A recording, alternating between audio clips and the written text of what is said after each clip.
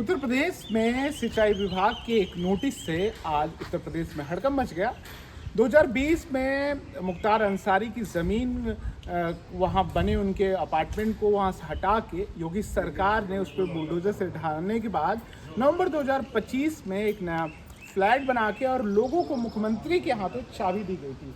आज सिंचाई विभाग ने सुबह जिस तरीके से एलडीए द्वारा बनाए गए अपार्टमेंट में नोटिस चिपका किया तो अपार्टमेंट आवंटित जिनको हुआ था उनके बीच में हड़कंप मच गई। जब लोगों का विरोध हुआ तो सिंचाई विभाग ने नोटिस को हटा के इस यहाँ पर फिर से पुताई करा गई। लेकिन उसके बाद सिंचाई विभाग और बात करें एनडीए के तो डालीबाग बंदर रोड के किनारे से जो हजरतपुर से सटा हुआ है वहाँ पर बुलडोजर चलता हुआ नजर आ रहा। बुलडोजर किस तरह चला है विजुअल में आपको दिखाना चाहूँगा कि बुलडोजर यहाँ पर ये देख सकते हैं कि बुलडोजर से यहाँ पर चला और यहाँ तोड़ा गया जो अवैध बनाए गए थे इमारतें या यहाँ पे जो भी अवैध तरीके से बनाए गए और कई जगह क्रॉस के सिंबल और नोटिस भी लगाए गए हैं कि ये पूरी तरीके से वैध नहीं है। अब दूसरा मैं दिखाना चाहूँगा इस घर पे भी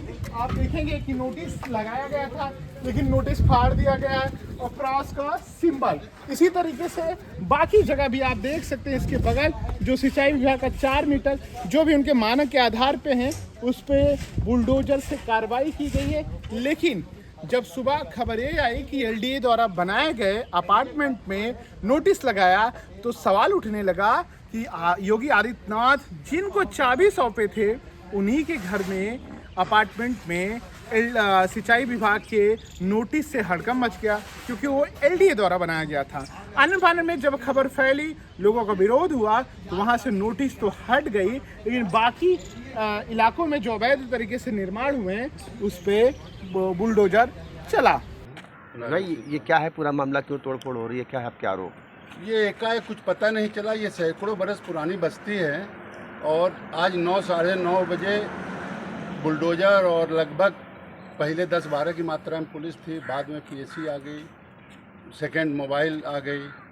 फिर इंस्पेक्टर साहब से मैंने बात किया तो उन्होंने बोला कि मुझे सूचना दी गई कि कुछ लोगों ने अधिकारियों को घेर रखा है।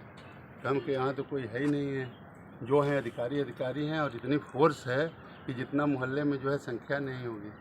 फिर संबंधित अधिकारियों से बात किया तो उन्होंने बोला कि ये सब बिल्डिंगें अवैध हैं, इसको हम गिराने जा रहे हैं। तो हमने कहा कि ठीक है गिराने जा रहे हैं तो धारा 226 के अंतर्गत आप लोग पढ़े लिखे व्यक्ति हैं, गवर्नमेंट ने कह रखा है कि हम जो है अवैध कोई सरकारी ज़मीन पर है तो उसको हम विस्थापित करेंगे और 20,000 लोगों को प्रदेश के अंदर विस्थापित सम्मान के साथ किया गया है। आवास पक्के आवास दिए गए हैं, झुग्गी झोपड़ी हटा के पक्के आवास दिए गए हैं। हमने बोला कि माननीय रक्षा मंत्री जी का ये संसदीय क्षेत्र है, उप मुख्यमंत्री ब्रजेश पाठक के यहाँ के उप मुख्यमंत्री हैं, हम लोगों ने उनसे बताया है और आज आप बता रहे हो अगर ये सरकारी ज़मीन है तो आप नोटिस दोगे तो उसमें एक जो भी वहाँ के लोग बताए कि ये विवेक गुप्ता सिंचाई विभाग में एक अन्यत्र जगह पर कहीं जेई है, उसने जानबूझ करके उकसावे के साथ 4 मकानों को ध्वस्तीकरण कर दिया जिसमें एक 6 महीने का बच्चा दबते दबते बचा।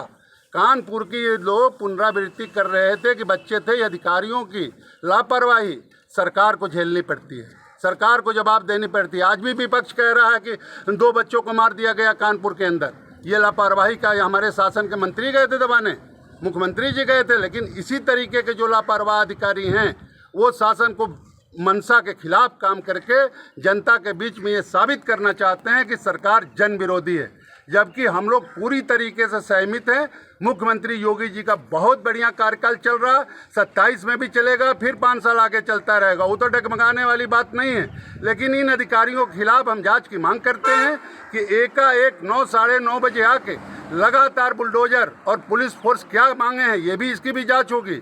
अगर पुलिस फोर्स इतनी भारी मात्रा में क्यों आ गई, या तो इन लोगों का पहले से विपक्ष के प्रलोभन में आकर के इन लोगों ने ये कार्यक्रम किया है कि जन विरोधी कार्य करो, चुनाव आ रहा है, इसमें चुनाव में जो है जनता के विरोध काम करके वर्तमान सरकार को बदनाम किया जाए। बड़ा हास्यास्पद लगता है। पहले तो वो ज़मीन खाली करके सरकार के द्वारा वहाँ फ्लैट बनाए जाते हैं और ये दिखाया जाता है कि किस तरह से माफियाओं की ज़मीन पर हम लोगों को घर देने का काम कर रहे हैं। उनको ये पता नहीं कि सरकारी जमीन में अब बिल्डिंग बना रहे हैं। अब सिंचाई विभाग के द्वारा जब नोटिस चस्पा की गई है तो जिन लोगों को मकान इन लोगों ने आवंटित किए थे, अब उनसे पूछिए कि जो उन लोगों ने पैसा भरा है, अब सरकार किस तरह से कार्रवाई कर रही है कि अपनी जो विभाग है उनकी जमीन पर ये लोग बिल्डिंग बना दे रहे हैं।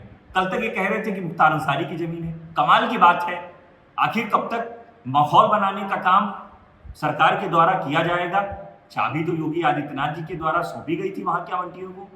अब ये देखना है कि उनको जो उनका मूल हक है वो दिला पाएगी सरकार। बिल्कुल, ये सरकार का जो तानाशाही रवैया है, जो गैर कानूनी रवैया है, वो निकल के आता है। ये सरकार सिर्फ और सिर्फ लफाजी करती है, नियमों और कानूनों के अनदेखी करती है। आखिर सिंचाई विभाग ने जो क्लेम किया है बिना किसी नियम कानून के अंतर्गत तो नहीं क्लेम किया होगा, तो सरकार को ये बताना होगा ये गरीब लोगों का पैसा क्यों बर्बाद, क्यों फंसाया। आखिर जो 72 लोगों को फ्लैट अलाट हुए हैं वो बेहद गरीब लोग हैं, EWS के लोग हैं, उनका पैसा सरकार ने फंसाया और उनके जो छत है उसे छीनने की कोशिश की है। तो सरकार को जवाब देना होगा। हम ये जानते हैं, समाजवादी पार्टी ये जानती है कि ये सरकार सिर्फ जुमलेबाजी की सरकार है। इसने लोगों को न 15 लाख रुपए दिए, न 2 करोड़ युवाओं को रोजगार दिया, न किसानों की आय दुगनी की, सिर्फ लफाजी करी। अब लफाजी का वक्त चला गया है। PDA एकजुट है, 2027 में इनकी विदाई तय है। हमारे बाप दादा तकरीबन 70 साल से यहीं रह रहे हैं और हमारा भी जन्म यहीं हुआ है। और आज अचानक एकाएक आते हैं विवेक गुप्ता, जो कि अपने आप को यहाँ का अधिकारी बताते हैं, और ये समझिए कि वहाँ एक गिरा दिया जिसमें एक गैया दब के मर गई। मरी नहीं, बच गई है, मगर उसको चोट आ गई है। और वहाँ पर भी जो है नोटिस लगा दिया, जो जिसका योगी जी ने उद्घाटन किया था। क्या आज जब सिंचाई विभाग की टीम आई, क्या उससे पहले किसी को कोई सूचना दी टीम ने? किसी को कोई सूचना नहीं दी। घर में जो रह रहे हैं तो बोला कि तोड़ दो, गिर जाए, मर जाए, कोई फर्क नहीं उनको पड़ता। उनको सिर्फ चाहिए तो चाहिए ज़मीन। और ये सरकार का कोई आदेश नहीं है। ये जो है किसी से पैसा ऐसा ले दे के ये चाहते हैं कि हम इसको किसी तरीके हटा दें। उनको कोई ना कोई LDA के भवन का ये मामला है कि ये माननीय योगी आदित्यनाथ द्वारा इसका निर्माण किया गया था और गरीबों को आवाज़ देने का काम किया गया था। उस पर भी नोटिस लगी हुई है। ये सिंचाई विभाग द्वारा नोटिस लगाई गई है कि ये भी एक अवैध रूप है, अवैध रूप से इसको बनाया गया है। तो हम माननीय मुख्यमंत्री जी से ये कहना चाहेंगे कि अब जब आपके द्वारा दिया गया आवास ही असुरक्षित है और अवैध है, तो हम अपने जो वैध घर है उसकी रक्षा कैसे करेंगे? हम उनसे यही चाहते हैं कि इन अधिकारियों के खिलाफ जांच बिठाई जाए और ये किस मंशा से आए थे यहाँ पर और ये क्या करना चाहते थे, इसकी पूरी जांच कराई। सिंचाई विभाग ने नोटिस चस्पा किया, उस पर लिखा हुआ है कि ये जमीन बंधे की है, उस पर अवैध निर्माण हुआ है। ये ज़मीन पे जो इन्होंने जो नोटिस दी है उस पर इन्होंने कुछ डिटेलिंग और कुछ ब्रीफिंग नहीं करी है कि बंधे से कितने मीटर अवैध बसा हुआ है या कितने मीटर वैध बसा हुआ है। इन्होंने सिर्फ एक आज सुबह 8:30 बजे के करीब नोटिस चिपकाई है और 9:30 बजे एकाएक आके बिल्डोजर चलाने का कार्य करने चालू कर दिया है। फिर हमारे दद्दा से हम लोग इनको यहाँ के स्थानीय लोगों से जानकारी मिली तो हम लोग आए, तो हम लोग से जो यहाँ के जेई हैं विवेक गुप्ता, उन्होंने बहुत बदतमीजी से बात की और उन्होंने कहा सरकारें तो आती जाती रहेंगी लेकिन अधिकारी नहीं जाते।